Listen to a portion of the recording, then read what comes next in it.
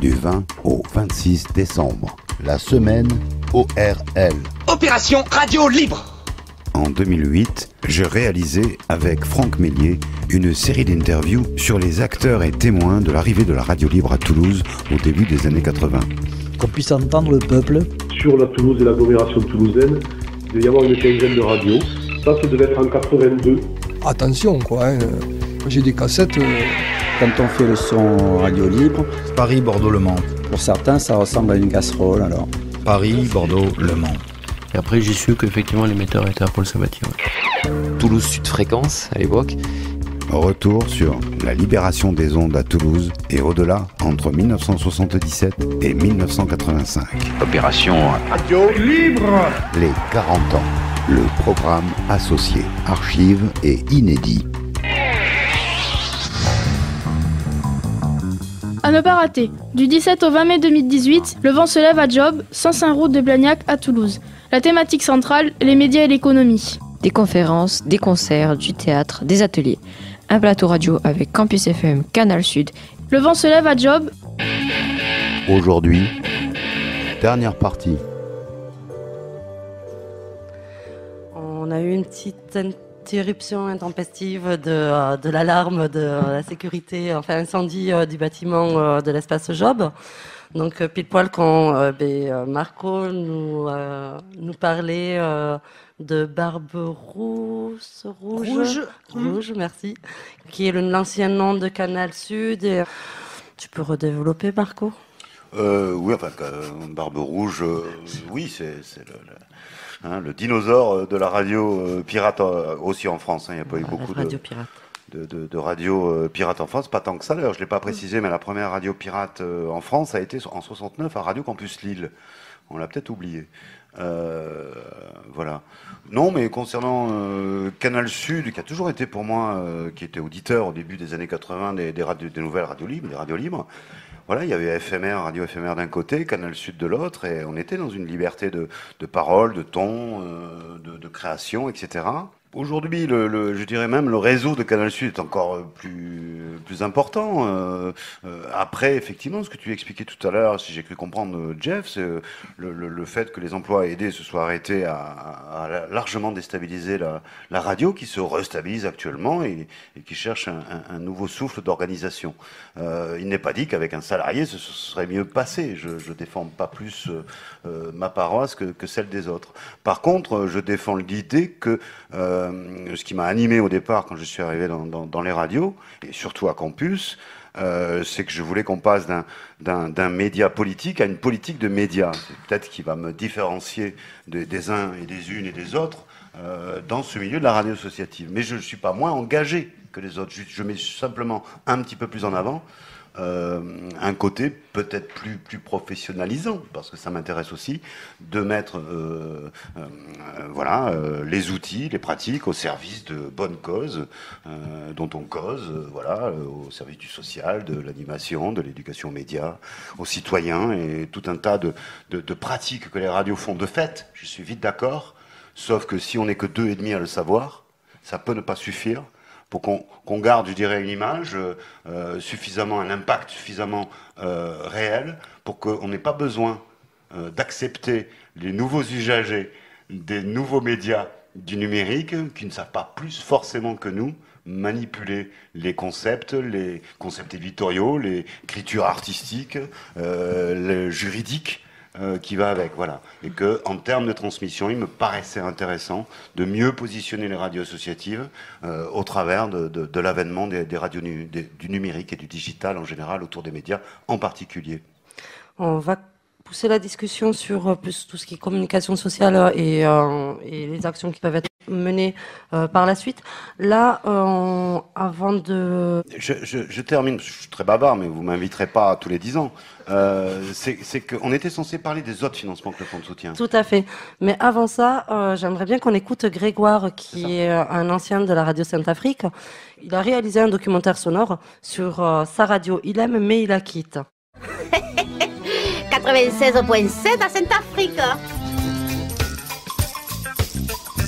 C'est fini. Je t'aime plus. Je te quitte.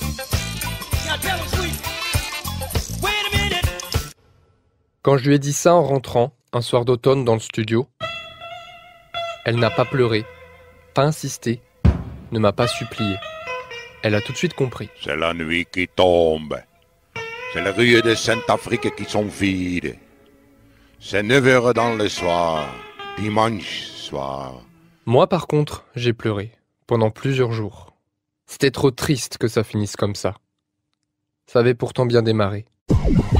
Si toi aussi tu es un poète, poète, si tu veux crier ta joie ou ta douleur, ou si tu veux faire partager tes talents de DJ, si tu veux devenir bénévole à Radio Sainte-Afrique, RSA est là et t'ouvre grand ses bras dodus. Gamin, dans la voiture, la salle à manger, j'entendais cette voix brouillée qui m'intriguait. Vous avez eu donc la volonté de créer un club de jeux de rôle à Sainte-Afrique. Alors, il y a plusieurs sortes de jeux de rôle, de stratégie, tout ça. Vous pouvez m'aiguiller parce que moi, j'avoue que je connais pas trop. Hein. Donc, il y a le jeu de rôle classique. Ah, ça, c'est moi, en 2005. Donc, c'est chacun une feuille avec des caractéristiques. Pour la première fois, je me retrouvais devant un micro et je commençais à faire à mon tour de la radio. Une petite histoire pour certains, donc c'est des personnages qu'on incarne. C'est dans ce studio mal isolé de la place de l'Hôtel de Ville que je suis tombé amoureux. Et la radio, une fois qu'on y a goûté, on ne peut plus s'en passer. D'abord bénévole, stagiaire, puis salarié à temps partiel, je découvre petit à petit l'immense famille des radios libres. Souvenez-vous, à l'origine, c'était les pirates. Le pouvoir possède la radio et la télévision. Eh bien, c'est maintenant le grand rendez-vous. Quand j'étais petit, le mot me faisait rêver. Les voilà sur les ondes, à bousculer le trois-mâts rouillé de l'ORTF, à faire hurler le capitaine de Gaulle avec leur musique sauvage, du reggae, du rap, ou pire, du ska. Ah, tu sais quoi, on traversait le Sud-Aveyron avec mon camion et mes scapotes quand tout à coup, on a scalté Radio Sata. Aujourd'hui, des radios, il y en a plus de 600 dans l'Hexagone, de toutes sortes. Des syndicales. Bonjour et bienvenue dans le journal de l'actualité sociale et syndicale de Radio Montpaïs. Ou anarchistes.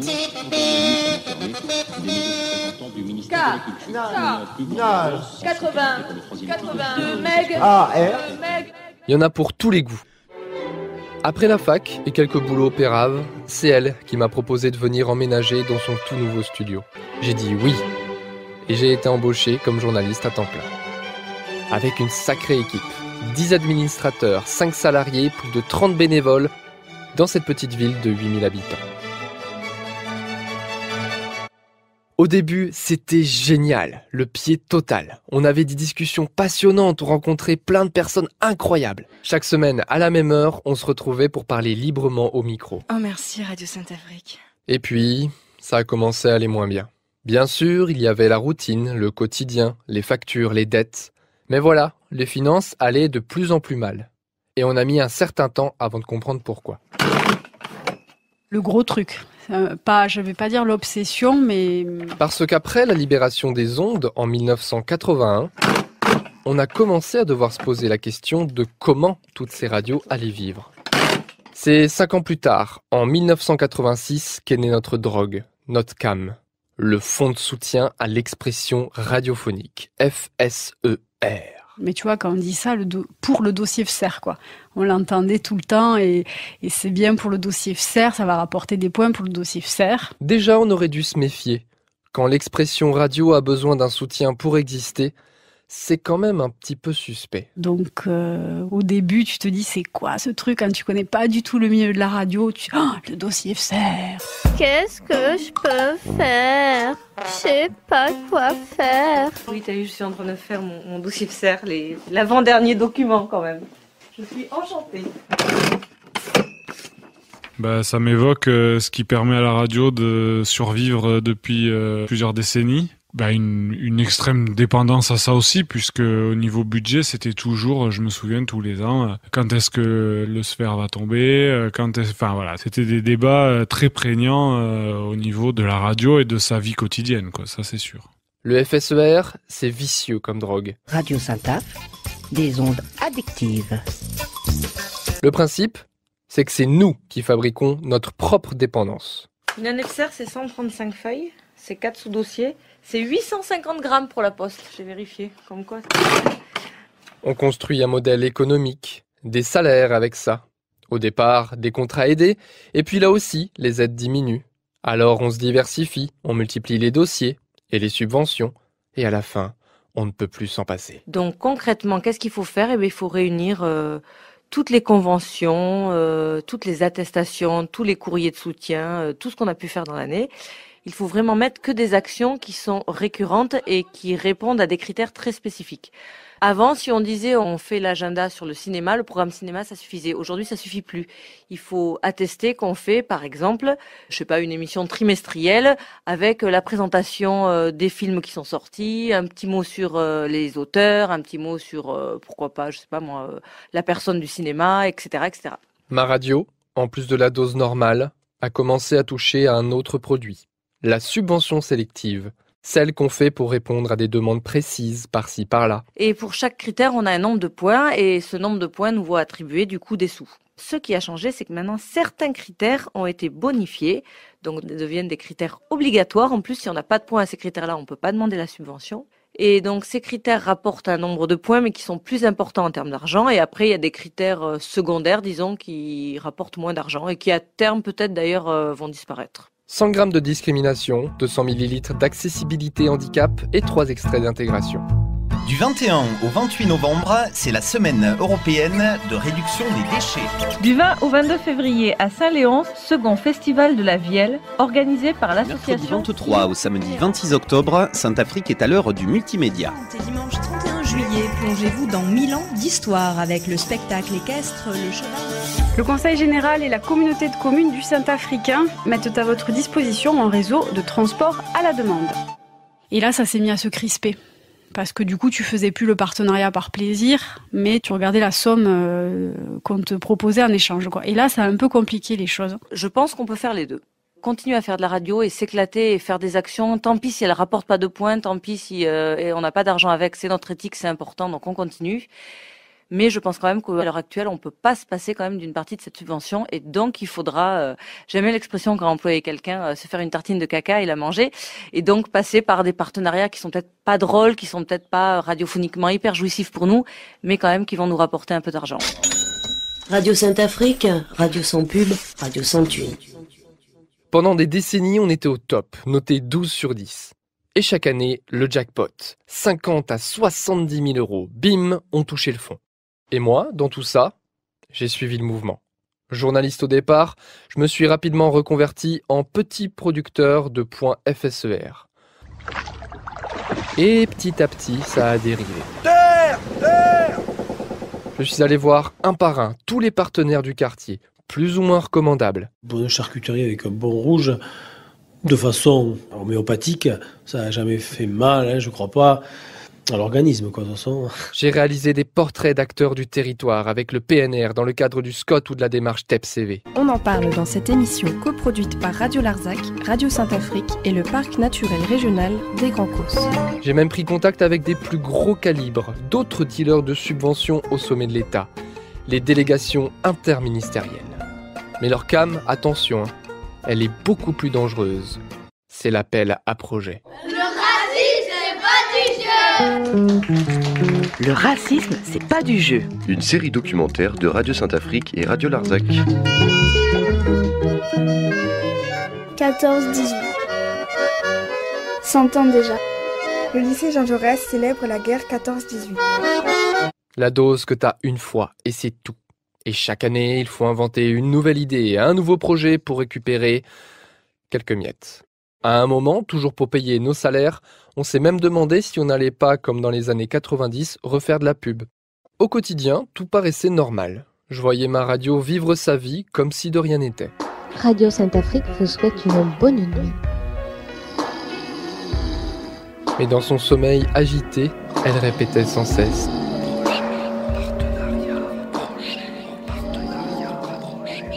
Comme un mantra diabolique. Si son maquillage tenait encore la route, ma radio commençait à vraiment tirer la gueule.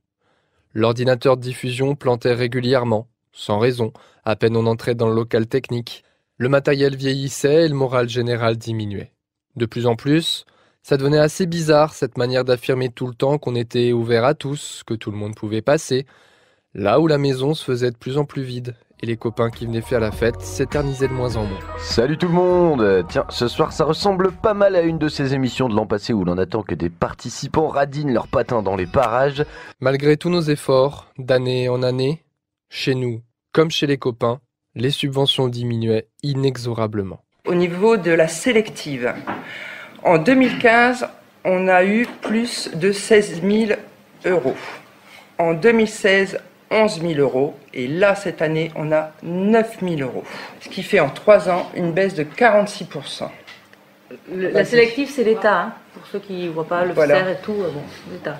Les seuls qui s'en sortaient à peu près, c'étaient ceux qui négociaient une fourniture de cam inconditionnelle de la part de leur région. Nous, on n'avait pas cette chance. Ouais, à la fin, c'était les journées, quoi. Tu rentrais à la radio, tout le monde était blasé, tout le monde était fatigué parce qu'on avait fait des journées de réflexion pour revoir le projet de la radio, parce qu'une décision a été prise et puis 3 jours après, il y a quelqu'un qui revient dessus et tout change. C'est le bordel et tu sais plus pourquoi tu viens bosser. Ça devenait fou, je devenais fou. Après des mois de déni en revenant des vacances à Toussaint, j'ai craqué. J'étais pas bien, vraiment pas bien. Et pour ma santé, fallait que ça s'arrête. Vite. Elle m'a répondu qu'elle comprenait, mais qu'il fallait pas se casser le moral pour autant. Et finalement, d'un commun accord, on a décidé de se séparer, à l'amiable. Chacun pour soi est reparti dans le tourbillon de la vie. Et avant ça, de rassembler nos amis pour une grande fête, pour éponger nos déficits. Je vous rappelle que tous les bénéfices qu'on fera ce soir seront entièrement reversés à Radio Saint-Af, pour remplir le petit trou qu'on a fait l'année dernière dans le budget et pour nous aider à faire plein de beaux et continuer à faire plein de beaux projets. On en a parlé avec les copains qui sont dans la même situation. Des couples qui se séparent dans le milieu associatif, il y en a de plus en plus. Au final, ma radio est sortie du rouge et moi du salariat. C'est pas moi, c'est mon fantôme qui passe. Adieu. Ciao troupeau, chaque semaine de 18h à 19h sur Radio Saint-Afrique. Je continue de la voir de temps en temps. Lutte sociale, info du pays, autodéfense populaire et politique. Mais je sais que ce sera plus jamais comme avant. Il est l'heure de quitter le troupeau et de rejoindre la meute. On vient d'écouter un extrait de la déclaration drôle et sonore de Grégoire Souchary. Donc, c'est un ancien de Radio Centrafrique, mais également de Canal Sud. Saint-Afrique, non? Centrafrique? Oui, c'était très drôle. Appelez-moi Bocassin. C'est Grégoire Souchet, en fait. Hein. C'est Grégoire Souchet. Autant, voilà. Donc, j'en ai fait 2. Donc, voilà. Qui nous parlait de sa passion pour la radio et son épuisement par rapport aux dossiers de subvention. Donc on parlait du fonds de soutien, mais il n'y a pas que lui. Alors, c'est-à-dire que dans beaucoup d'associations, à force, mais là pas que dans les radios, on demande aux gens d'être tellement multitâches qu'ils se retrouvent à faire parfois plus d'associatifs et plus de recherche de financement que leur cœur de métier qui pourrait être de l'animation ou faire produire de l'information de qualité. Et là, je pense que si je me tourne vers n'importe qui du secteur associatif, vous avez peut-être les mêmes réalités, quoi. On est tous en train de courir après les subventions. Après, le FSER, il est particulièrement lourd comme dossier. Et c'est vrai que ça occupe parfois, soit dans le meilleur des cas, une ou 2 personnes au CA, soit ça peut rentrer dans la fiche de poste des salariés. Et c'est très très lourd à faire. Hein. Pas tant, mais après ça se discute. Non, pas tant, parce que c'est une question de compétences aussi. Si c'est pas les mêmes personnes qui le montent, je peux trouver ça normal que ce soit difficile chaque année, si c'est pas les mêmes personnes. Si c'est la même personne et qu'elle est toute seule, effectivement, ça me paraît complexe, suivant que tu es ambitieux dans ton fonds de soutien ou pas. Voilà, tout va dépendre de ton échelle et d'ambition et de compétences. Mais en fait, ce qu'il faut bien redire sur le tiers secteur de l'audiovisuel, c'est que déjà, il est non marchand et qui s'adresse plutôt à des pratiques dites accessibles, voire qui donnent accès aux pratiques des médias à des gens qui n'ont pas accès facilement aux médias. Ça, on ne le dit pas assez, et je ne vois pas comment on s'est débrouillé pour brouiller justement le message qui fait que, de fait, on fait ça, de la communication sociale de proximité, qui est une notion que c'est le secteur lui-même qui l'a pondu, qui l'a produit. De par la loi Trottmann. Voilà. Oui, mais c'est le secteur lui-même qui l'a réfléchi. Trottmann, elle a juste signé en bas à droite, évidemment.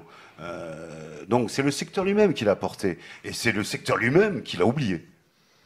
Enfin, moi, je voulais revenir quand même sur le sur le montage qu'a fait Grégoire. Donc, À mon avis, ce qu'il a voulu dire, c'est que, à force de s'éparpiller sur des choses précises, on arrive à oublier de faire de la radio, et peut-être de la radio libre aussi. C'est-à-dire que, en fait, on est tenté de multiplier les dossiers. Et les dossiers, à part le fonds de soutien, comme tu le disais tout à l'heure, qui ne demande pas en quelque sorte d'audience ou de retour sur les actions, tout ça, entre guillemets, les dossiers, que ce soit les dossiers de région ou des dossiers spécifiques de certains ministères ou de certaines mairies, ils sont bien cadrés. Enfin, tu vas faire, par exemple, tu vas demander une subvention pour parler, par exemple, des personnes âgées dans un hospice ou un truc comme ça. Et puis, finalement, tu vas rentrer là-dedans. Ils vont t'en demander encore plus. Ils vont te dire, bon, oui, il faudrait mieux que ce soit sur cet aspect-là, sur cet hospice-là. Et donc, la subvention d'entrée, elle a un thème précis. Donc, une ou deux personnes comme Grégoire ou d'autres qui étaient salariés donc, dans cette radio vont faire ça. Et après, ils vont embrayer sur une autre subvention bien précise. Et finalement, au bout du compte, ils n'ont fait que ça de toute l'année. Ils se sont cassés la tête pour avoir des thématiques très particulières, etc., qui rapportent à la radio. Mais, comme le disait Grégoire, ça rapporte en quelque sorte dans la masse de l'argent qui rentre. Et après, je pense que ça ne rapporte pas plus que ce qui était prévu. C'est-à-dire que, bon, effectivement, il reçoit une subvention pour faire telle action, par exemple un plateau sur je ne sais pas quoi. Ça va, donc, il va falloir faire le budget, etc. Et puis finalement, quand tu vas recevoir la subvention, tu t'aperçois que tout est parti, quoi. Je veux dire, tout est parti dans cette action-là. Que ce soit en transport, en plateau, en matériel, sur place, en salaire, etc. Mais la radio, bon, elle publie ça, mais elle n'a pas un centime de plus. Et parfois, elle a comblé ce qui manquait. Donc, bon, le reste, à part cette action, il faut toujours l'inventer. Et il faut toujours le payer. Et c'est ça le problème, à mon avis, que soulevait Grégoire. C'est effectivement la course aux subventions pour avoir de l'argent. Et finalement... ça dévie un peu de la notion de radio libre, qu'effectivement, on fait des actions bien précises pour répondre à des critères bien précis, que ce soit les critères du FSER ou les critères de la mairie de la petite ville de province ou du conseil départemental ou un truc comme ça. Et après, voilà, donc la radio s'est passée, et puis des personnes sont complètement épuisées, surtout les salariés, parce qu'ils ont travaillé plus que ce qu'ils ont été payés dans la tête. Ils sont rentrés chez eux en se posant des problématiques, etc. Et voilà, donc la radio, comment elle est. Oui, Alexandra. Et non, parce que depuis tout à l'heure, c'est vrai moi je pense à l'exemple de Timbre FM. Je ne sais pas si vous voyez cette radio, c'est en Bretagne. Alors ils ont un modèle très rigolo. Donc on parle d'un village de Bretagne où il y a plus de monde dans le cimetière que d'habitants qui votent, hein, comme d'hab. C'est Centre-Bretagne. Et donc c'est vraiment des zones rurales, désertées, etc. Et puis il y a de plus en plus de jeunes qui s'installent par là-bas. Et ils ont monté donc ça s'appelle Timbre FM parce qu'au début ils étaient dans l'ancien bureau de poste. C'est la mairie qui leur a mis à disposition ce local, et puis après ils ont déménagé, et donc là on est sur un modèle économique assez intéressant, et je rejoins Jean-Paul sur l'idée de Scope, bien que je ne sois pas sûre que ce soit exactement leur modèle. Au rez-de-chaussée, donc à la cave, on va avoir une brasserie amateur, une brasserie de bière locale. Il y a un bar associatif au premier étage qui organise des événements. On a une épicerie locale bio, la seule épicerie du bled, puisque tout a fermé dans ce bled, c'est-à-dire qu'il reste plus qu'en fait... et qui font la poste aussi, vas-y, dis-moi. Alors non, ils font pas la poste, mais les dernières infos que j'avais eues, qui datent un peu maintenant, c'est qu'ils aidaient les personnes âgées à rédiger leur courrier administratif aussi. Oui, exact. Voilà. Et à l'étage, sous les toits, il y a cette épicerie locale, et à l'étage, il y a la radio.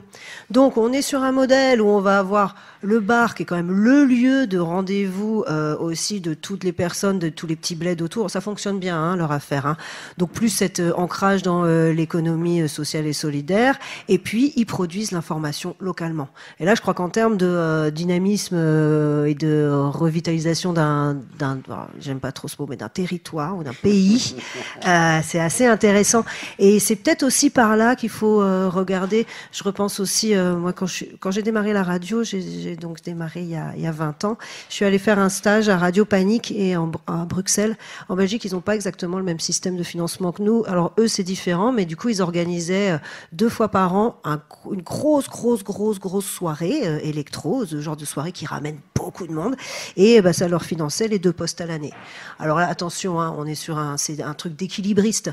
Mais moi, du coup, je me suis rendu compte, après, en découvrant les radios associatives françaises, que du coup, il y avait quand même des modèles, il y a une espèce de peut-être confort qu'on a ici qui est chouette, hein, parce que je souhaite pas qu'on soit dans la situation de Radio Panique.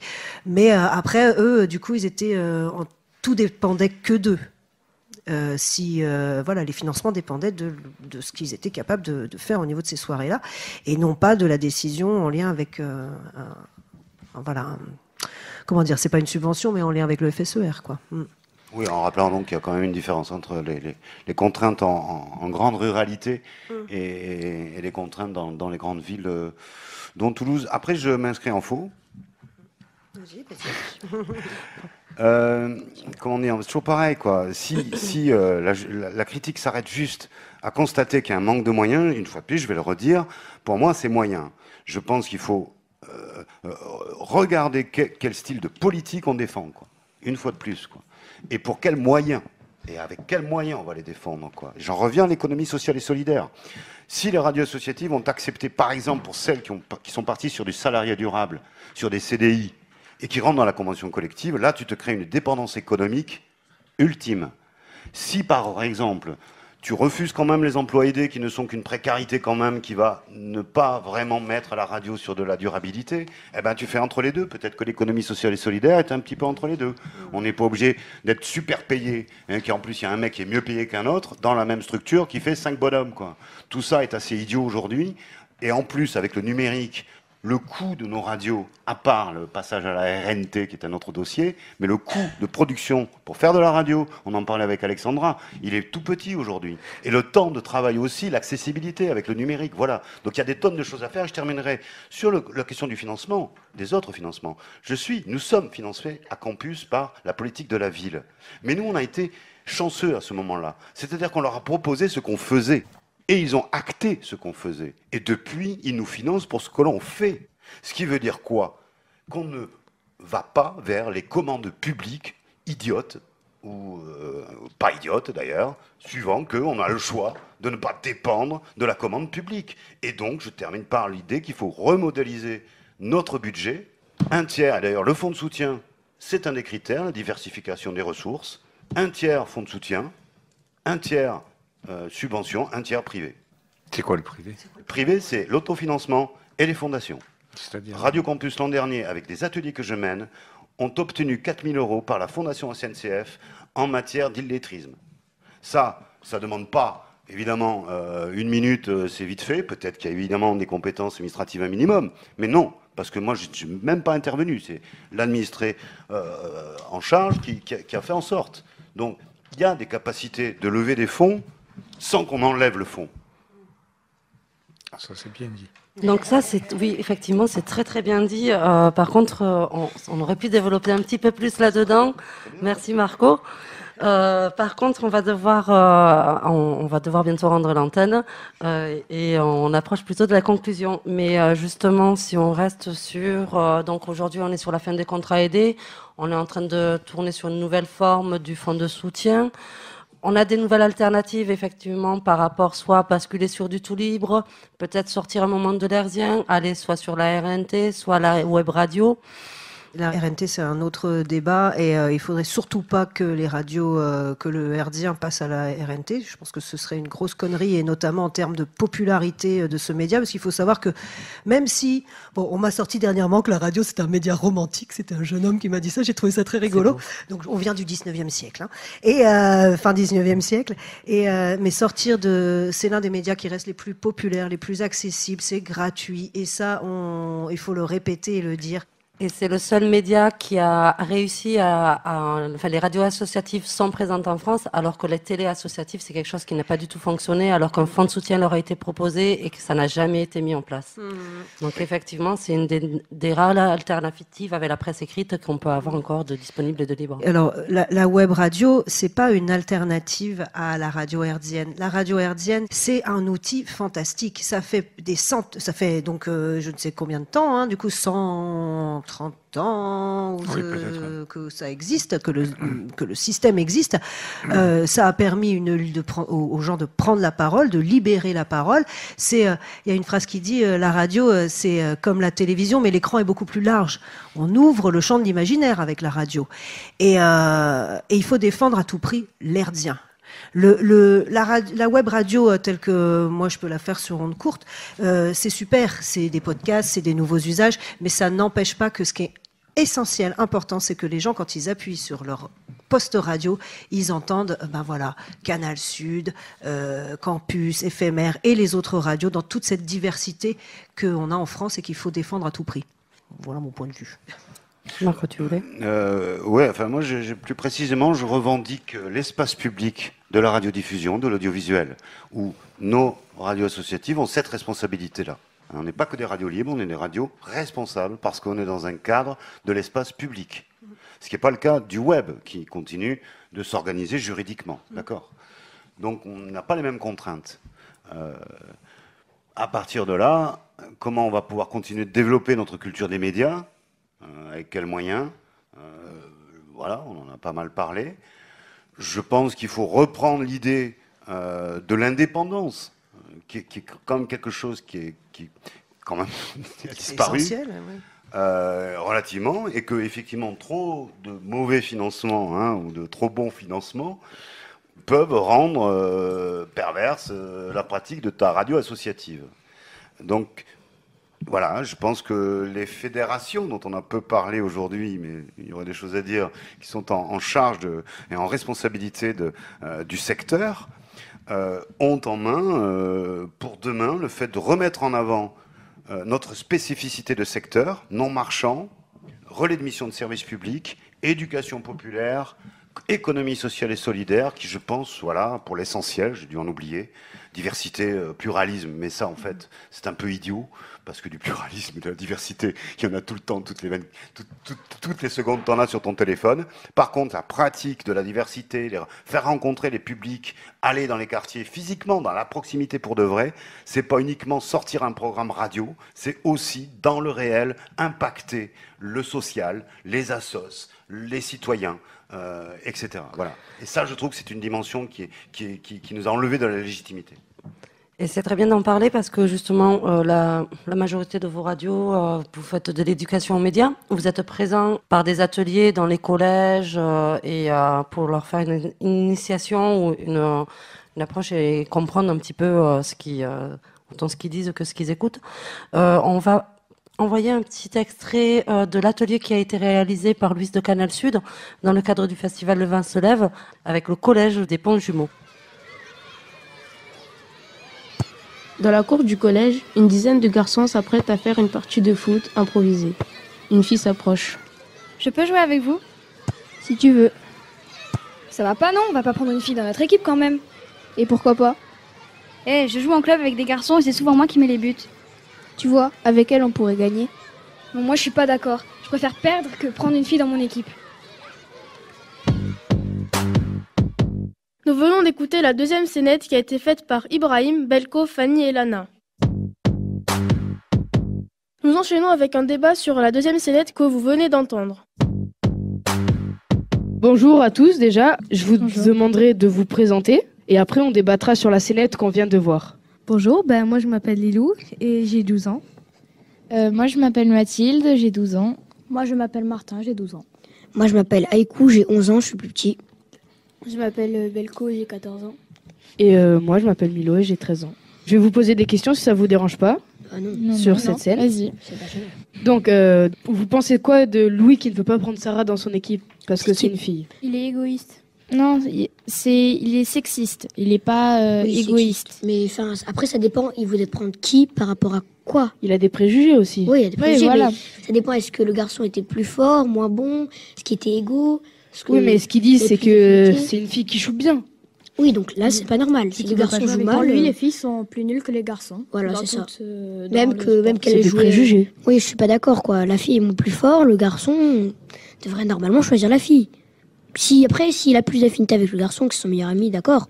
Mais là, d'après c'est pas normal qu'il veuille pas l'apprendre, parce que, sachant qu'elle dit qu'elle est plutôt douée, c'est pas normal qu'il l'apprenne pas dans son équipe. Après, je vous rappelle que c'est la fille qui vient pour demander de jouer. Hein. Ouais. Il n'y avait pas le garçon ou la fille. Oui. C'était pas un choix, c'était la fille qui veut venir jouer. Ouais, et là, normalement, t'es obligé d'accepter.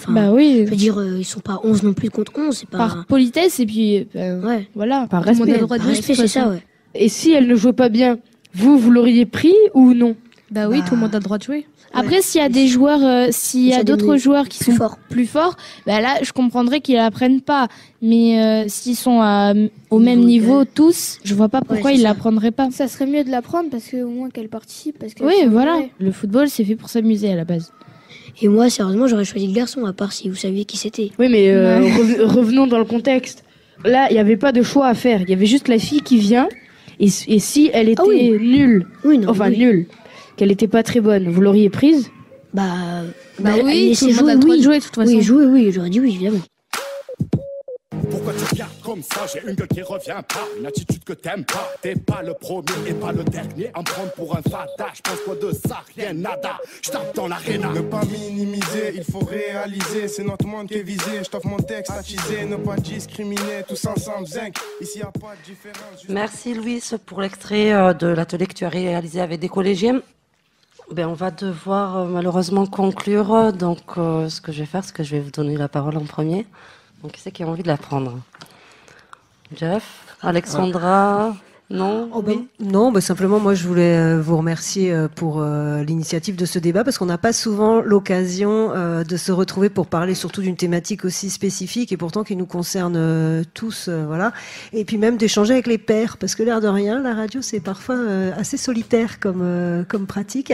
Et voilà, moi, juste pour finir, cet extrait, nous, par exemple, notre cœur de métier, c'est l'atelier pédagogique, par exemple, avec Médias Communs, et donc parce qu'on court dépend d'une association qui s'appelle Médias Communs. On fait de l'éducation aux médias.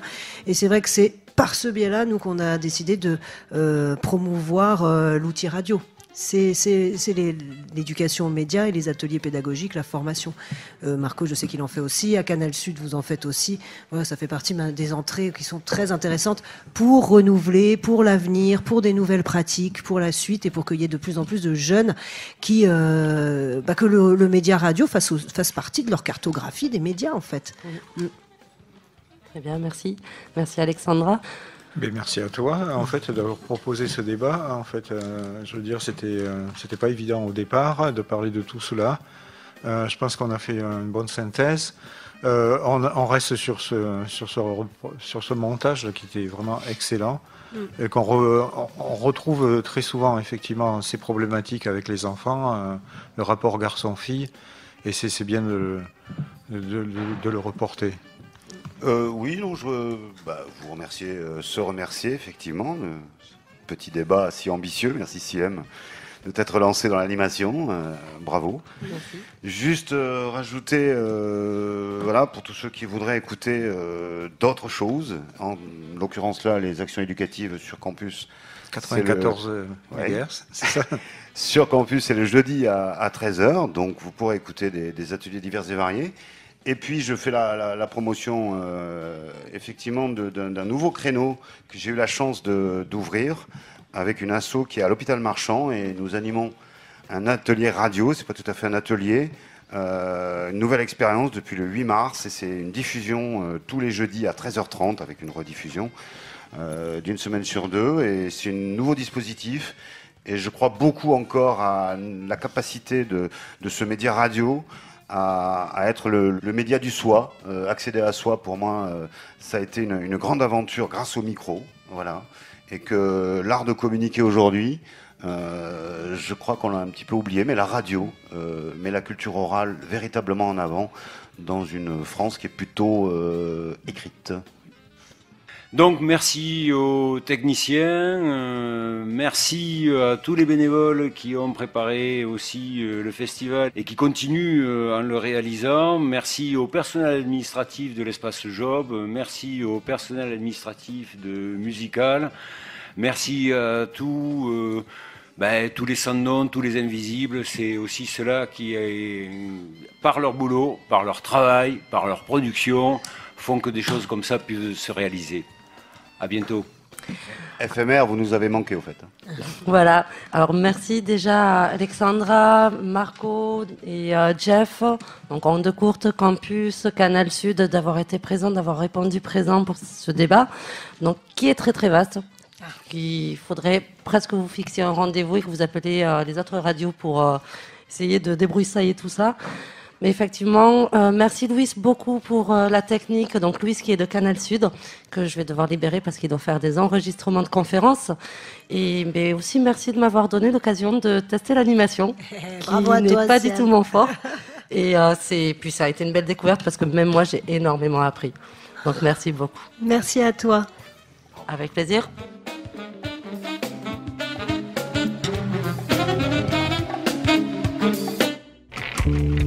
C'était du 20 au 26 décembre, la semaine ORL. Opération Radio Libre. À 11h, l'interview. Quand on fait le son Radio Libre, pour certains, ça ressemble à une casserole alors. Et à 15h, le programme associé, archives et inédit. Après l'élection de François Mitterrand, donc dans les années 81, plus de 2000 radios sont recensées. Vive la radio! Vive la radio libre! Sur Campus FM et au-delà.